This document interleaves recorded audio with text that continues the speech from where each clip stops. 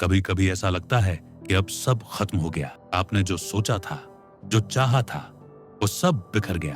आप अंदर से टूट चुके होते हैं और बाहर की दुनिया बस देख रही होती है।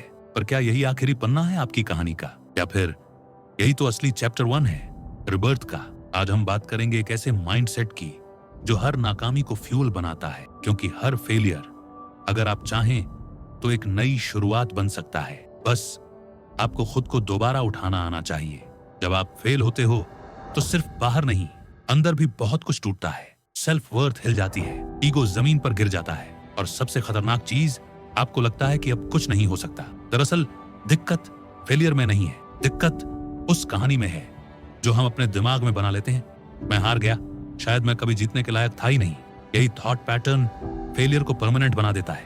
जब हम छोटे थे तो गिरना नॉर्मल था, लेकिन जैसे जैसे बड़े हुए, स्कूल, समाज, सोशल मीडिया, सबने सिखाया कि फेलियर शर्म की बात है। रिजल्ट, अब अगर हम गिरते हैं तो उठने से ज्यादा खुद को छुपाते हैं। सोचिए, किसी दोस्त का सपना टूट गया हो तो आप उसे क्या कहते हो? भाई, ये तो बस एक स्टेप है, आगे सोच। लेकिन जब वही चीज आपके साथ होती है तो आप खुद से यही नहीं कह पाते। क्यों? क्योंकि हमारी कंडीशनिंग फेलियर को एंड की तरह पेश करती है। हमें सिखाया ही नहीं गया कि गिरना खेल का हिस्सा है। सच तो ये है, फेलियर आपको डिफाइन नहीं करता, वो सिर्फ एक चेक पॉइंट है जो बताता है कि अब आपको किस डायरेक्शन में जाना है। लेकिन अगर आप वहीं रुक जाते हो तो वही बन जाता है आपकी कहानी का आखिरी चैप्टर। और इसलिए जरूरी है कि हम फेलियर को समझें, ताकि हम उससे डरे नहीं बल्कि यूज करें।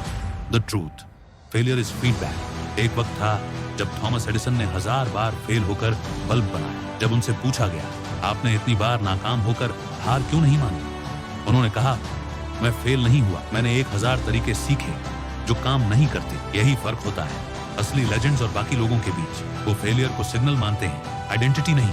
उन्हें हर गलती एक नया डायरेक्शन देती है। सोचिए, अगर सचिन तेंदुलकर हर 0 के बाद क्रिकेट छोड़ देते, या एपीजे अब्दुल कलाम पहले मिसाइल टेस्ट में फेल होने के बाद रिजाइन कर देते, तो आज हमें इंस्पिरेशन कहां से मिलती?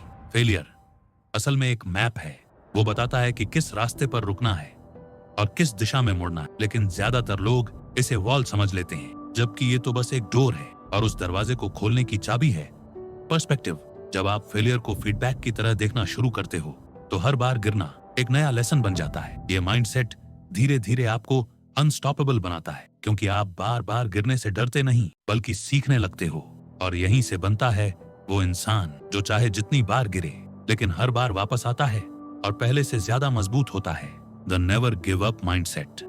नेवर गिव अप एक डायलॉग नहीं है, ये एक एटीट्यूड है। और ये एटीट्यूड पैदा होता है तब जब इंसान हार को फेस करता है बार बार। असली सवाल ये नहीं है कि आप कितनी बार गिरोगे, असली सवाल है कि क्या आप हर बार उठोगे। मोस्ट लोग सिर्फ 1 या 2 बार ट्राई करते हैं, तीसरी बार में ही मान लेते हैं, शायद ये मेरे लिए नहीं है। लेकिन जो लोग इतिहास में याद रखे जाते हैं, उन्होंने एक चीज मास्टर की होती है, रिलेंटलेस रेपिटेशन। कभी गौर किया है बच्चों को चलना कैसे आता है? वो गिरते हैं, फिर उठते हैं, फिर गिरते हैं, लेकिन कभी ये नहीं सोचते कि मैं चल नहीं पाऊंगा। तो फिर हम बड़े होकर क्यों मान लेते हैं कि हारना शोज खत्म? नेवर गिव अप माइंडसेट का मतलब ये नहीं कि आप रोबोट बन जाओ। इसका मतलब है आप अपने दर्द को मीनिंग दे दो, आप उस फेलियर को फ्यूल बना दो। और ये पॉसिबल है अगर आप इन 3 पिलर्स को अडॉप्ट कर लो। 1, इमोशनल एंड्योरेंस। अपने इमोशन से भागो मत। डर लगता है, मानो, दुख होता है, फील करो, लेकिन फिर उठो और फिर से चलो। 2, रेडिकल रिस्पॉन्सिबिलिटी। बहाने नहीं, ओनरशिप लो। जब आप 100% जिम्मेदारी लेते हो तो पावर आपके हाथ में लौटती है। 3, लॉन्ग टर्म विजन।